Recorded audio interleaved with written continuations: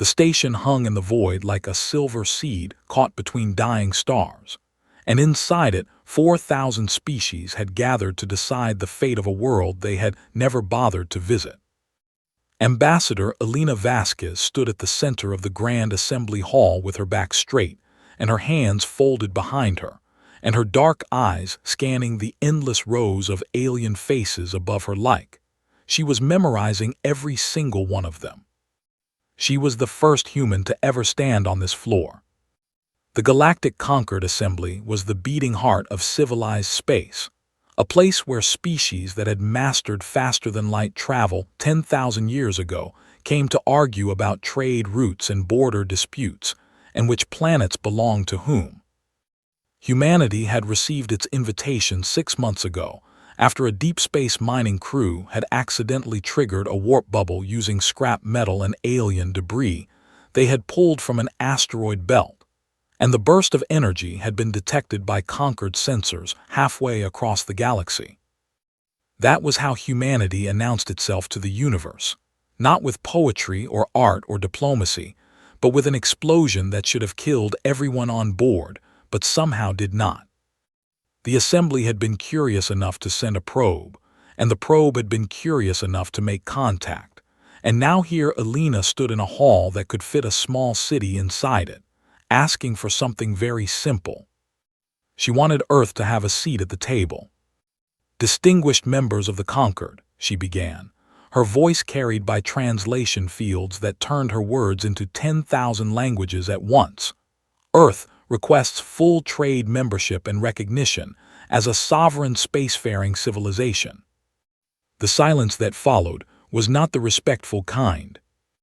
It started with a sound like bubbling water from the upper galleries, where the Drenathi delegates sat in their liquid suspension tanks, and Elena realized after a moment that they were laughing.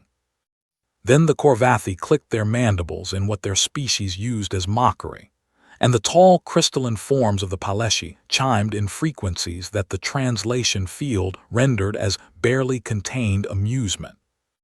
Within 30 seconds, the entire assembly was laughing at her. Elena did not move. High Arbiter Zulthakin of the Velhari Dominion rose from his seat at the apex of the hall, and the laughter quieted because, when the High Arbiter spoke, even the oldest species listened.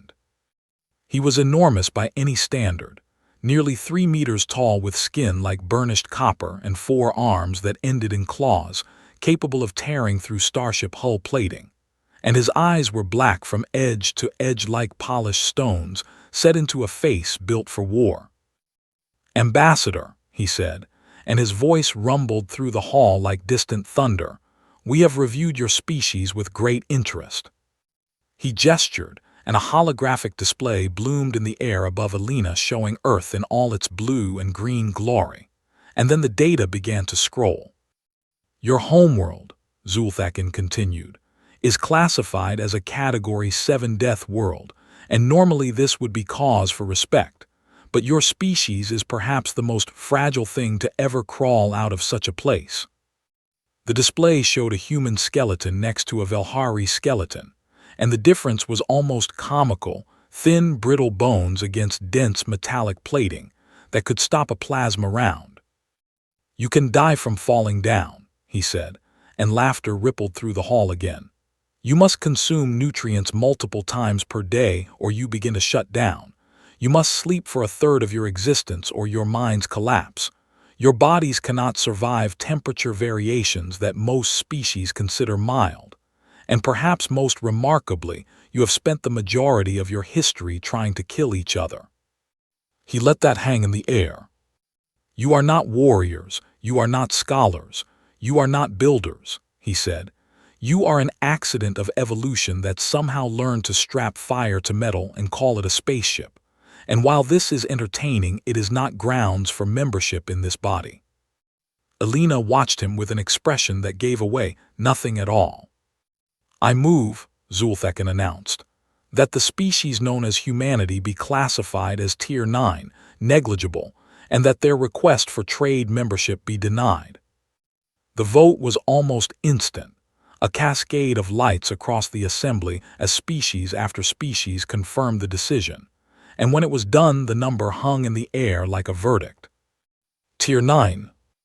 The lowest classification the Conquered had ever given to a spacefaring species, a rank that meant they considered humanity barely above animals.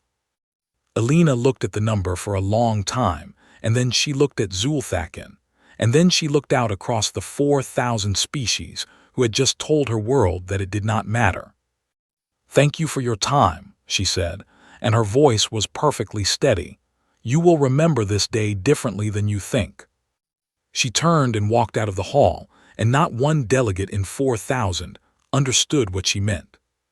The journey back to Earth took 11 days, and Alina spent most of it sitting alone in her cabin, staring at the stars streaming past her window, and thinking about the sound of 10,000 species laughing at everything she loved.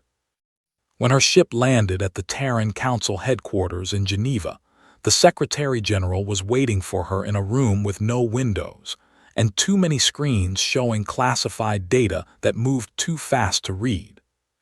"How did it go?" he asked, though he already knew because he had watched the whole thing through the encrypted feed in Alina's collar pin. "They laughed," Alina said, and she sat down heavily in a chair that creaked under even her slight weight. "They showed our skeleton on a screen and they laughed." The Secretary General was a quiet man named Adami, who had survived 3 wars and 2 assassination attempts, and who had the kind of calm that only came from having already seen the worst things people could do to each other. He poured her a glass of water and set it in front of her, and then he sat down across from her and folded his hands. "Tell me everything," he said. So she did, every word of Zulthakin's speech, every ripple of alien laughter, every vote cast against them, and when she was finished the room was very quiet. "Tier 9, Adami repeated, and the words tasted like something rotten. "The lowest rank they have ever given," Alina confirmed. Adami leaned back in his chair and looked at the ceiling for a long time, and when he spoke again, his voice had changed into something harder and older and more dangerous than Alina had ever heard from him. "So they want to see what weakness looks like," he said. "Fine, let them keep watching." He pressed a button on his desk, and suddenly the screens around the room changed, and Alina saw military research budgets tripling overnight and shipyard construction, orders multiplying and recruitment numbers climbing like a fever chart. "What is all this?" she whispered. "This," Adami said, "is what happens when you tell 8 billion people that they are nothing." He looked at her across the desk, and in his eyes she saw something that the Galactic Conquered had not seen in a very long time. Not anger exactly, and not hatred, but something older and deeper and far more patient than either of those things. It was the look of a species that had crawled out of caves and crossed oceans and split atoms and walked on its own moon, not because it was strong but because it absolutely refused to stay down. "They gave us a number," Adami said quietly. "Let them keep it, numbers change." 3 floors below them, in a room that did not officially exist, a team of scientists began working on something they called Project Persistence, and they did not stop working for the next 30 years. And somewhere in the vast spinning halls of the Galactic Conquered Assembly, the laughter continued because 4,000 species had already forgotten about the small, fragile woman who had stood before them and spoken words they did not understand. They would understand eventually. Everyone always did. 30 years is nothing to a galaxy that measures time in epochs and ages, and the slow grinding death of stars. But 30 years is everything to a species that lives fast and dies fast, and refuses to waste a single heartbeat on things that do not matter. General Kofi Ansa stood on the observation deck of Forge Station 7 and watched through the viewport as another Persistence-class warship slid out of the construction cradle, like a beast being born from iron and fire.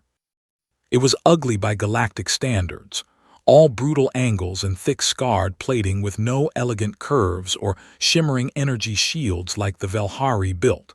And that was exactly the point. Beautiful, Ansa said quietly to no one in particular. He was 53 years old with a shaved head and a scar that ran from his left temple to his jaw, where a piece of shrapnel had kissed him during the Sao Paulo uprising 20 years ago.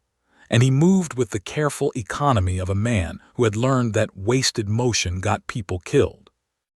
Behind him, a dozen officers worked at holographic displays that showed the known military capabilities of every major galactic species, and Ansa had memorized all of it the way other men memorized the faces of their children. He knew things about the galaxy's armies that the galaxy itself had forgotten. The Velhari Dominion had not fought a real war in 600 years, and their tactics had not changed in 1,000. And their soldiers trained for battles that looked like the battles their grandfathers had fought, which looked like the battles their grandfathers' grandfathers had fought. The Drenathi had powerful ships but could not function outside their liquid environments for more than a few hours. The Korvathi were individually terrifying, but their hive mind structure meant that disrupting their communication frequencies turned entire battalions into confused individuals. And the Paleshi were nearly indestructible, but so slow that a human child could outrun them. Every species had strengths, and every species had weaknesses, and none of them had been tested in so long that they had forgotten what it felt like to face something genuinely new. Humanity was going to remind them. "Status report on the new drive systems," Ansa said, turning from the viewport. Commander Yuki Tanaka pulled up the data without hesitation, because she had learned very early in her career that General Ansa did not ask questions. He did not need answered immediately. "The warplant's prototypes are ahead of schedule," she said. "Engineering says they can weaponize the spatial distortion field to create targeted gravity shears at distances of up to 30,000 kilometers." Ansa nodded slowly, and the ghost of a smile crossed his face. The warplants was born from the same crude technology that had announced humanity to the galaxy 3 decades ago, that accidental explosion that the aliens had laughed about. Except now, it was not accidental at all. Humanity had taken its own clumsy, dangerous, faster-than-light drive and asked a question that no other species had ever thought to ask, a question that only a species born on a death world would think to ask. What if we pointed it at someone? The other projects were progressing just as well. The adaptive nanoarmor that could reconfigure itself mid-battle, learning from each hit, the way a human immune system learned from each infection. The psychological warfare divisions that studied alien fear responses and stress thresholds and breaking points, because humans understood fear better than anyone in the galaxy since they had lived with it every single day of their evolutionary history. And the new ship designs that were built not to avoid damage, but to absorb it and keep fighting, because human engineers had looked at every elegant alien warship and seen the same flaw in all of them. They were designed by species that expected to win quickly. Nothing in the galaxy was designed to endure. Except humans. Ansa walked through the corridors of Forge Station 7, and everywhere he looked he saw the proof of what 30 years of focused fury could build. Young soldiers training in gravity chambers set to twice Earth normal, so that when they fought in standard galactic gravity, they would feel like they were flying. Engineers testing weapons that the conquered would have classified as violations of civilized warfare if they had bothered to check what the Tier 9 species was building in its little corner of the galaxy. But nobody checked because nobody cared. And that was humanity's greatest weapon of all, not the warplants or the nano-armor or the psychological warfare, but the simple fact that the galaxy had looked at them and seen nothing worth worrying about. 6,000 light-years away on the Velhari command world of Zutharka, a young officer named Subcommander Rithais sat in a monitoring station that smelled like recycled air and old data cores, and stared at her screens with growing unease. Her assignment was simple and considered a waste of her talents by everyone who knew about it. She was supposed to watch the humans. Just watch. File a report every quarter and make sure the Tier 9 species was not doing anything that required attention. A babysitting job given to officers who had irritated their superiors or who were too junior to matter. And Rithais was both. But Rithais had a quality that was rare among the Velhari, and almost unheard of among their military officers. She paid attention. The data in front of her told a story that made her stomach tight with something she could not quite name, something her species had not felt in so long that they had almost lost the word for it. 30 years ago, humanity had possessed 12 crude starships and a single barely functional colony on Mars. Now they had 418 warships of designs her database could not fully classify, 17 colony worlds, a network of research stations that produced more scientific papers in a single year than the Velhari had produced in the last century, and a population that had unified with a speed and purpose that defied every model of species development the conquered had ever established. Their technology was doubling every 10 years. Every other species in the galaxy doubled every 100. Rithais pulled up the growth projections and ran them forward, and the numbers that came back made her sit very still for a very long time. She wrote her report carefully and precisely, and she flagged it as urgent, and she sent it up the chain of command to officers who outranked her by enough that she half expected to be reprimanded for wasting their time. The report said in simple, clear language that humanity was not behaving like a Tier 9 species, and that their military and technological growth rate was unlike anything in the Conquered's recorded history, and that if current trends continued they would reach military parity with mid-tier species within a decade, and with upper-tier species within 2. She recommended immediate diplomatic engagement, and suggested that the original classification had been a mistake. The response came back 3 days later. It was a single line from a senior admiral, whose name she recognized from the victory monuments on Zutharka. Noted and filed, try not to let the monkeys scare you, sub-commander. Rithais read the response twice, and then she closed her terminal and sat in the dark, and listened to the hum of the station around her, and she thought about a word that her people had nearly forgot. The word was dread. She saved a copy of her report to her personal files because she had a feeling she would need it someday, and then she went back to watching the humans because that was her job. And the humans kept building, and the galaxy kept laughing, and the clock that no one could hear kept ticking toward a moment that would change everything. The Ketha corridor was a stretch of space that nobody important cared about. A thin band of unremarkable star systems between the outer edge of Velhari-controlled territory and the quiet pocket of the galaxy where humanity had been left alone to do whatever Tier 9 species did when no one was watching. 3 small civilizations lived in the Ketha corridor. The Almari, who were gentle six-limbed beings that farmed bioluminescent coral on ocean moons. The Tessek, who were burrowing creatures barely 2 feet tall with an extraordinary gift for mathematics, and the Vone, who looked like walking trees and spoke so slowly that a single sentence could take an hour. None of them had armies.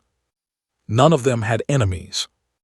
None of them mattered to the galactic conquered.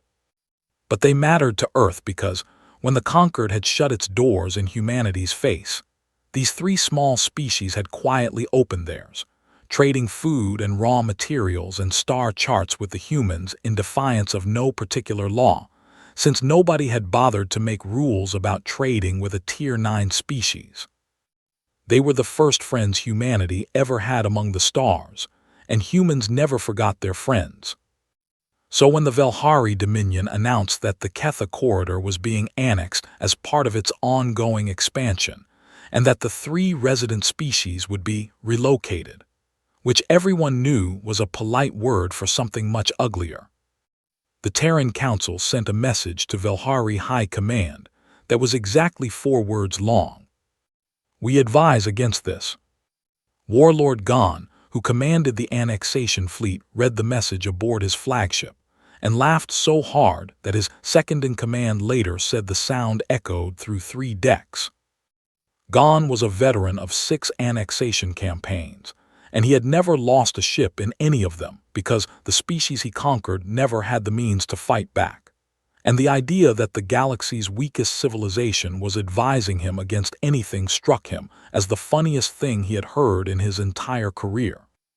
He brought 200 warships to the Ketha corridor because that was the standard annexation fleet, and he saw no reason to adjust his plans for a species that could die from falling downstairs.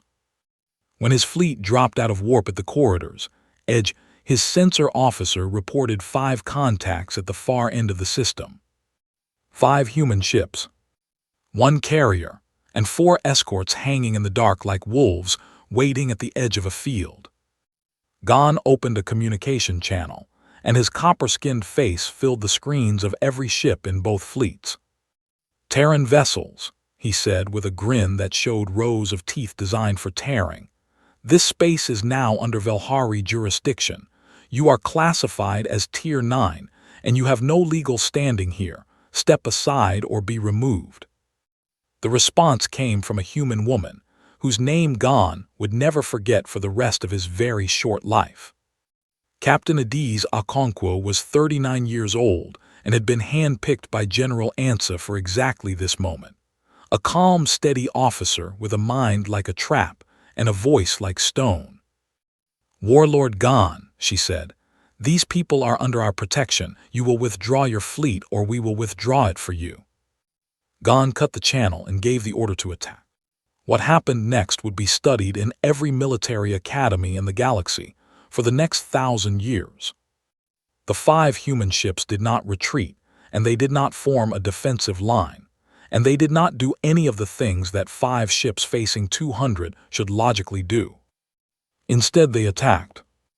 The carrier launched 300 drone fighters that moved in patterns no Velhari tactical computer could predict, because the patterns were not based on any known military doctrine. They were based on the hunting behaviors of wolves and lions and orcas, Earth predators that worked in coordinated packs to isolate and destroy prey many times their size. The 4 escorts split apart and dove straight into the Velhari formation at angles that should have been suicidal, and would have been suicidal for any other species. But human pilots could withstand acceleration forces that would liquefy Velhari organs, and human reaction times were fast enough to navigate the gaps between enemy ships at speeds that the Velhari computers flagged as impossible. And then the music started. Every human ship began broadcasting on every frequency simultaneously, a wall of sound that the Velhari communication systems could not filter out, heavy thundering music with screaming vocals and crashing instruments that was designed not to communicate but to overwhelm. The Velhari had never encountered psychological warfare because no species in the galaxy had ever thought to weaponize sound and fear and confusion.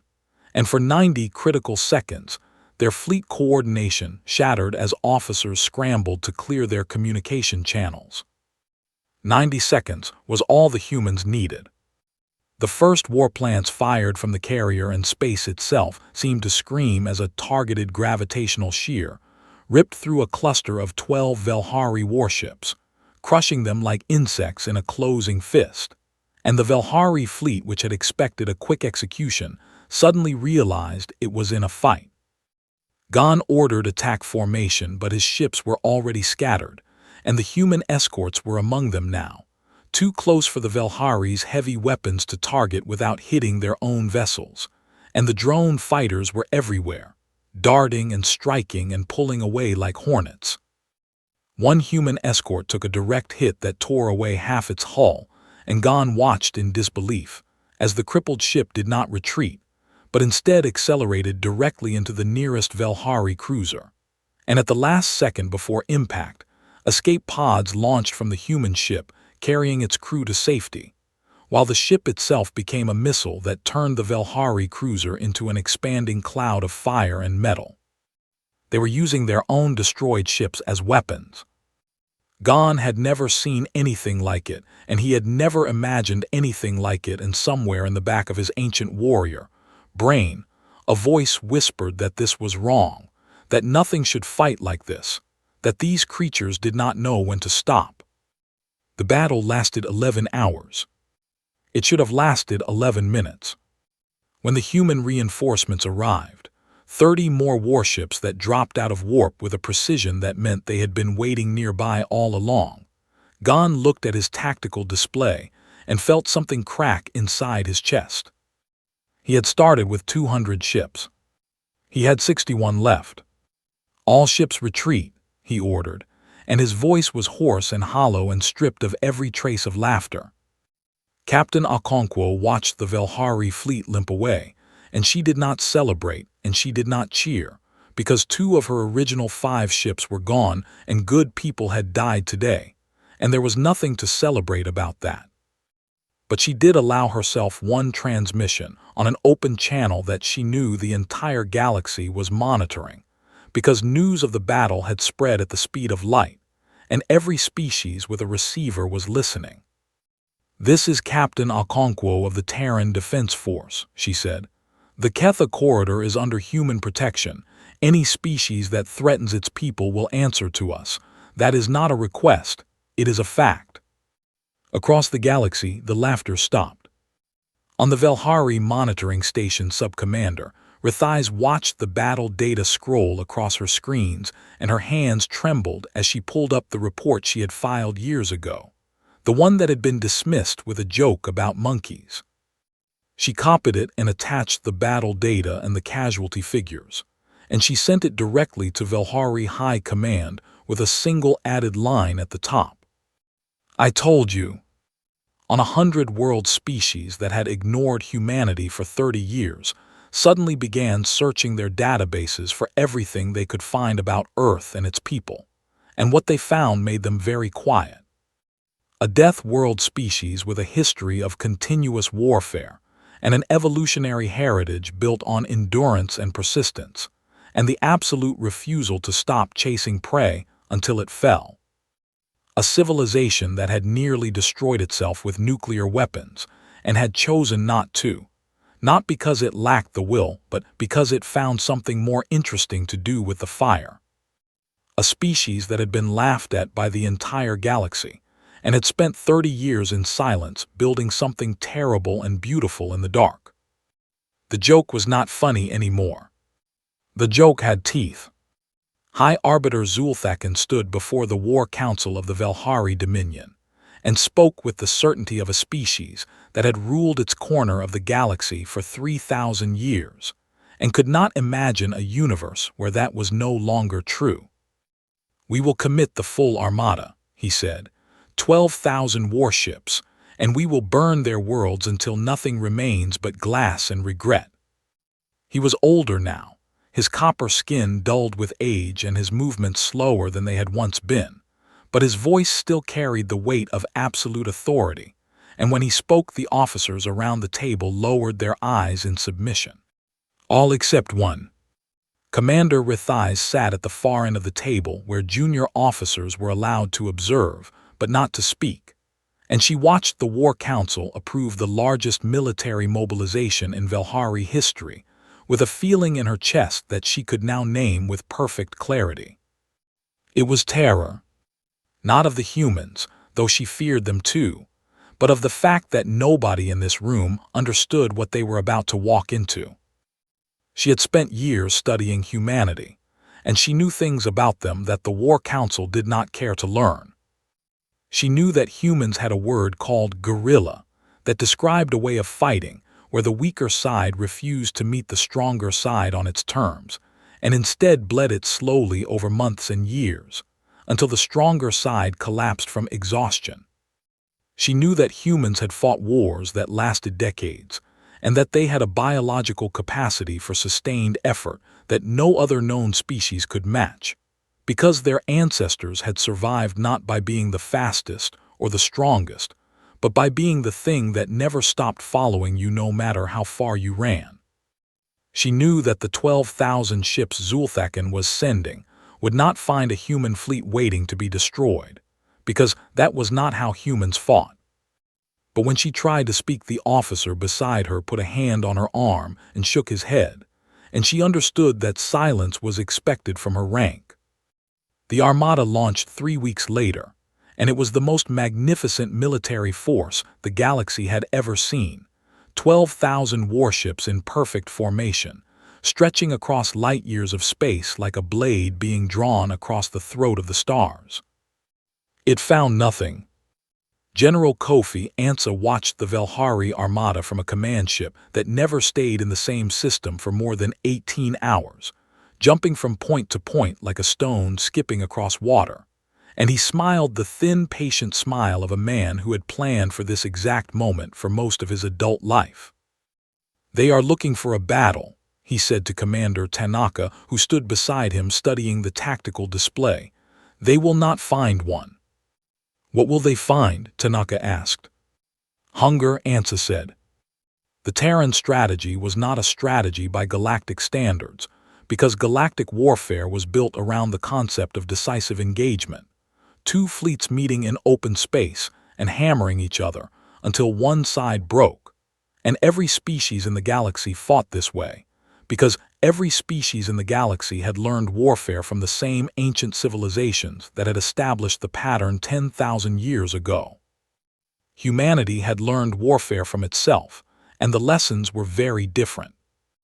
On the first day of the war, human stealth ships that the Velhari sensors could not detect, because they were built to absorb every form of radiation, rather than deflect, it began appearing behind the Armada's supply lines, and cutting them with surgical precision, destroying fuel depots and ammunition convoys and food transports with quick savage strikes that were over before the Velhari could respond. On the third day, the Velhari colony world of Riktar woke up to discover that its orbital defense network had been reprogrammed overnight, and its own satellites were now pointing their weapons inward, not firing but waiting, a message that said we were here and you did not notice, and we chose to let you live this time. On the 7th day, 30 Velhari-occupied worlds erupted in simultaneous rebellion, as species that had been conquered and subjugated for centuries suddenly found themselves armed with human weapons, and trained by human special forces who had been living among them in disguise for months, teaching them to fight, teaching them to resist, teaching them the word guerrilla. On the 14th day, the Velhari Armada, which had been searching for the human fleet in an ever-widening pattern, finally located a Terran battle group near the Solace Nebula, and moved to engage with overwhelming force. The battle group vanished into the nebula before the first shot was fired, and when the Velhari pursued, they found that the nebula had been seeded with thousands of autonomous mines that detonated in cascading patterns, designed to herd the Velhari ships into kill zones, where hidden human ships waited with their warplances charged. 300 Velhari warships were lost in 2 hours, and the human battle group was gone again before the survivors could regroup. This was not warfare as the galaxy understood it. This was something older and darker and more patient. This was the persistence hunt. Millions of years ago on the sun-baked plains of Africa, the ancestors of humanity had developed a hunting technique that no other predator on Earth had ever used. They could not outrun their prey, and they could not overpower it, but they could follow it. Walking and jogging at a steady pace hour after hour under the burning sun, while the prey sprinted and rested and sprinted and rested until its body overheated and its legs gave out, and the hunters who had never stopped walking simply caught up and stood over it and waited for it to die. General Ansa was doing the same thing on a galactic scale. He did not need to destroy the Velhari Armada. He needed to exhaust it, to stretch it across 1,000 systems chasing ghosts, to bleed its supply lines dry, to force it to spend fuel and ammunition and morale on enemies that were never where they were supposed to be. And it was working.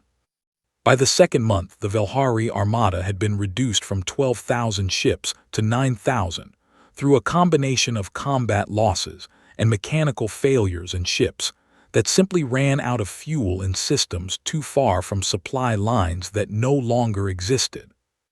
By the third month, the Velhari economy, which had been built for quick conquests and not prolonged wars, began to buckle as the cost of maintaining a fleet that could not find its enemy drained resources from every sector of the Dominion.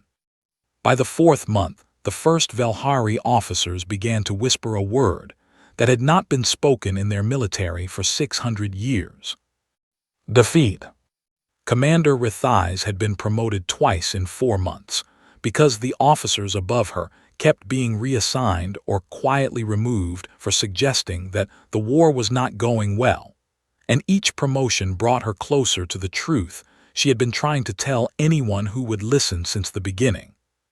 "We cannot win this war the way we are fighting it," she told the new fleet admiral who had replaced the previous fleet admiral who had replaced the one before him.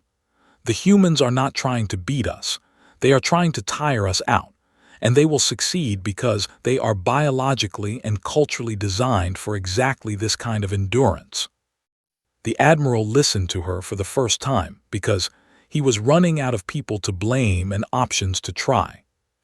"What do you recommend?" he asked. "Negotiate," Rithais said, "immediately, while we still have the strength to negotiate from a position that is not complete desperation." The admiral sent her recommendation to High Arbiter Zulthakin. Zulthakin's response was to have Rithais arrested for cowardice and treason and confined to the brig of a supply ship at the rear of the fleet. As she sat in her cell listening to the hum of a ship that was slowly running out of fuel, Rithais thought about the humans and about the word they had for what was happening to the Velhari. The word was checkmate, and it meant the game was already over even if the losing side had not realized it yet. Meanwhile, across the galaxy, species that had once laughed at humanity began sending secret envoys to Earth, not to the galactic conquered which had proven itself useless, but directly to the Terran Council. And the envoys came with gifts and trade offers and alliance proposals and words of admiration that would have been unthinkable 5 years ago. The Almari and the Tessek and the Vone, who had been humanity's first friends, now found themselves at the center of a growing coalition as species after species looked at what humanity was doing to the most powerful military in the galaxy and decided they wanted to be on the side that was winning. Secretary General Adami, who was very old now and walked with a cane, but whose mind was still sharp as a blade, received each envoy personally and accepted each alliance graciously, and never once reminded any of them that they had voted to call his people nothing. He did not need to remind them. They remembered. The Terran fleet arrived in the Velhari home system of Zutharka on a morning that had no morning because space has no mornings. But the Velhari who looked up from their cities and saw the sky fill with ships would remember it as a dawn nonetheless. The dawn of something they had never imagined possible. 3,000 human warships hung in orbit like a crown of iron and fire, and alongside them flew the ships of 47 allied species, the Almari and the Tessek and the Vone and dozens of others who had joined Earth's coalition in the months since the war began, species that had once been conquered by the Velhari and species that had simply watched from the sidelines and finally decided which side of history they wanted to stand on. Below them, the Velhari homeworld turned slowly in the light of its ancient sun, and the cities that covered its surface glittered like jewels scattered across copper-colored continents. And in those cities, 12 billion Velhari looked up and waited for the fire to fall. General Kofi Ansa stood on the bridge of the Terran flagship Endurance and looked down at the world that had mocked his people, and he felt nothing like triumph. He felt tired. He was 61 years old now, and the war had aged him in ways that went beyond the gray in his hair and the new lines around his eyes. It had aged him in his bones, in the part of himself that remembered what it cost to send young people out to die, even in a war that was necessary. "Status of the Velhari Defense Fleet," he said. "Scattered," Commander Tanaka reported. "The remnants are regrouping on the far side of the system, but they are outnumbered 8-1, and most of their ships are operating on emergency power. The great armada that Zul'Theken had sent to crush humanity was a ghost of itself now, broken across 100 systems, bled dry by months of pursuit and ambush, and the slow grinding hunger of a war it was never designed to fight. "And the planetary defenses?" Ansa asked. "Operational, but they have not fired," Tanaka said, and there was something strange in her voice, something almost like pity. "General, I do not think they are going to fight." Ansa looked at the world below him and nodded slowly because he understood what Tanaka was seeing. A civilization that had spent 3,000 years believing it was invincible staring up at the proof that it was not, and the weight of that realization was heavier than any weapon. The communication array chimed, and a familiar voice filled the bridge, old and cracked and burning with a fury that time had not dimmed. "Human fleet," High Arbiter Zul'Theken broadcast from his command bunker deep beneath the capital city. "You stand above our world with stolen glory and borrowed time. You are vermin. You have always been vermin, and whatever you do here today will not change what you are." Ansa listened, and he did not respond because his response was not his to give. Instead, he opened a channel to a ship at the rear of the fleet, a diplomatic vessel that had traveled with the armada but had stayed out of every battle, waiting for this exact moment. "Ambassador," he said, "the floor is yours." Elena Vasquez was 73 years old and her hair was silver, and her hands were not as steady as they had once been. But when she stood up from her chair and walked to the communication console, her eyes held the same unreadable calm that had carried her through the laughing halls of the Galactic Concord 3 decades ago. She activated a broadcast on every channel in every frequency in every language that the translation fields could render, a signal that reached not just Zutharka, but every world and every ship and every listening post in the galaxy. And then she told a story. "I want to tell you about a world," she began, and her voice was quiet, but it carried the weight of everything she had seen and survived and chosen not to forget. "It is a small world, blue and green, and wrapped in a thin skin of air that is the only thing standing between its people and the void. This world is not kind. It shakes and it burns and it floods and it freezes. It has killed almost everything that has ever lived on it, not once but 5 times. 5 great extinctions that wiped the slate nearly clean. And each time life came back not because the world wanted it to, but because life is stubborn and furious and too angry to stay dead. One species on this world, a species with no armor and no claws and no venom, a species that could die from a fall or a fever or a broken heart, looked up at the stars and decided they were not far enough away to be unreachable. That species nearly destroyed itself more times than it cares to count, with fire and poison and weapons that could crack the planet open like an egg, and every single time it pulled back from the edge, not because it was afraid of dying, but because it found something worth living for. "You called that species weak," she said, and now her voice hardened like cooling steel. "You put a number on us and told us we were nothing. You laughed at our bones and our short lives and our need to sleep. And then you tried to take the first friends we ever made among the stars." "We could burn your world," she said, and the words fell into a silence so deep that 12 billion Velhari held their breath. "We have the power to do it, right now, today. We could turn your cities to ash and your oceans to steam and add your civilization to the list of things that used to exist. But we will not. Because that is not who we are. We did not cross the void to become the thing we fought against. We did not build these ships to prove that we could destroy. We built them to prove that we could protect. And the measure of a species is not what it can do to others, but what it chooses not to do when it has every reason and every right and every power to do it." She paused, and in that pause the galaxy listened. "We are not asking for your surrender," she said. "We are offering you a choice, the same choice humanity has faced 100 times on its own little world, the choice between what you are and what you could be. General Ansa stepped forward and delivered the terms in the clear, direct language of a soldier, who did not enjoy ultimatums, but understood their necessity. The Velhari Dominion would dissolve, and all conquered territories would be released. All subjugated species would be freed immediately and given full support in rebuilding their independence. High Arbiter Zulthekin would stand trial before a galactic tribunal for crimes against sentient species. The Velhari people would not be harmed, and their world would not be touched, and their culture would be allowed to continue and grow and change in whatever direction they chose. "You have one standard day to respond," Ansa said. The day that followed was the longest in Velhari history.